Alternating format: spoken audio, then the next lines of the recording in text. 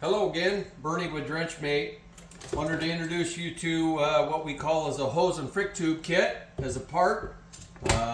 Basically we have two available. One is an 11.5 foot, that's for our Drench-Mate 1, our smaller unit. It is part number 11022. The other one is a 15 foot, and that is for our larger pieces of equipment. And the part number on that is 40016. So basically it comes in two pieces. One is your hose, goes down the esophagus, and then you got your frick tube. It's a 19-inch frick tube.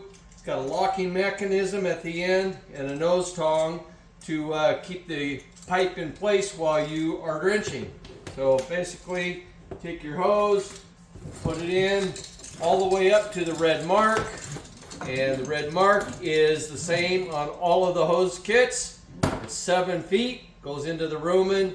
It's got a locking mechanism so it keeps it in place. And then of course this is your male cam lock that hooks up to any piece of equipment that you would like. So if you have any questions, please give us a call.